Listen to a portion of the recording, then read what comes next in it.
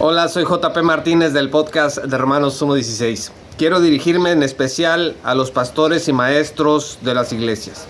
Mira, cuando tú enfrentas un problema de carnalidad en la iglesia, de mucho pecado, de mucho desorden, debes tener cuidado de la tentación que puede implicar abrazar el mensaje de salvación por señorío. Mira, John MacArthur llegó un momento en su ministerio en el que incluso algunos dicen que pensó en dejarlo porque había mucha carnalidad en la iglesia que él pastoreaba, y entonces se puso a estudiar a los puritanos y ahí como que se le prendió el foco y encontró la solución y adoptó la teología perkiniana, el besanismo de los puritanos, y empezó a amenazar, a cuestionar la salvación de la gente que se congregaba. Empezó a decir que creer en Cristo para vida eterna pues no era lo que él había estado enseñando, que era una confianza simple y sencilla en Cristo como Señor, como Salvador, como alguien que me da la vida eterna. Y empezó a decir que era necesario, además de tener esta fe, obedecer, rendirse completamente a Cristo, someterse completamente a Cristo, comprometerse completamente con Cristo. Y empezó entonces a endurecer y a elevar el estándar de acceso al reino más allá de lo que la Escritura decía. Juan 3:16 dice que de tal manera amó Dios al mundo que envió a su Hijo unigénito para que todo aquel que en él cree no se pierda, mas tenga vida eterna. Entonces, rápidamente se empezó a llenar de amigos MacArthur a partir de esta posición, sobre todo desde el mundo reformado, y el resto es historia, ¿no? Menciono a MacArthur porque él es la punta de lanza de este constructo de salvación por señorío a partir de los años 70, de los años 80 más o menos para acá. Y el mundo evangélico, una gran parte del mundo evangélico ha abrazado este concepto de salvación por señorío. Entonces, yo te pido que resistas esa tentación.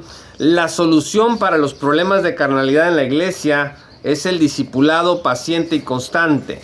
Es mucho más difícil sentarte con los hermanos, con las personas, y discipularlas, enseñarles, acompañarles, amonestarles en la disciplina e instrucción del Señor.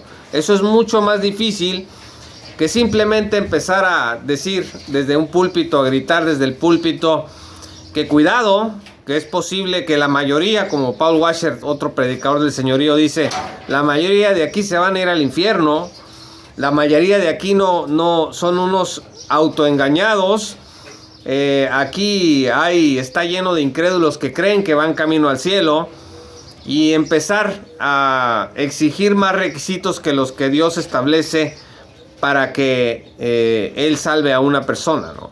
Entonces, ten cuidado con eso. Yo sé que es difícil. El apóstol Pablo en 1 Corintios enfrentó un problema de carnalidad muy grande. Les dijo en el versículo 1, capítulo 3, de manera que yo, hermanos, no pude hablaros como a espirituales, sino como a carnales, como a niños en Cristo. Os di a beber leche y no vianda, porque aún no erais capaces ni sois capaces todavía. Porque aún sois carnales, pues habiendo entre vosotros celos, contiendas y disensiones, no sois carnales y andáis como hombres.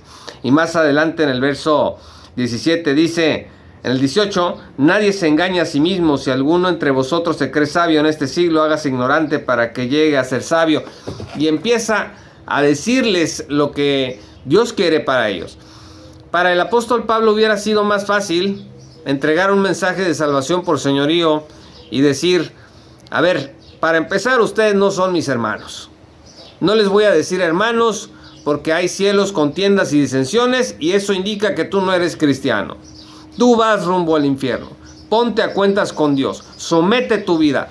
Abandona todos tus pecados. Y entonces Dios te va a salvar y entonces te voy a poder decir hermano. Eso, estimados amigos, sería lo más fácil. Pero el apóstol Pablo eligió el camino más difícil, porque eso es lo que exige el amor de un pastor por las ovejas, el amor de un maestro por sus alumnos. Es difícil, la carnalidad, aparte de luchar contra nuestro propio pecado, tenemos que enfrentar casos en las iglesias, en nuestras iglesias, de carnalidad, de pecado. Entonces resiste la tentación de trastocar el mensaje del evangelio y de empezar a enseñar un evangelio falso, porque en Gálatas se establece una maldición para los que abandonan el evangelio de la gracia gratuita de Dios. Soy JP Martínez del podcast de Romanos 1:16.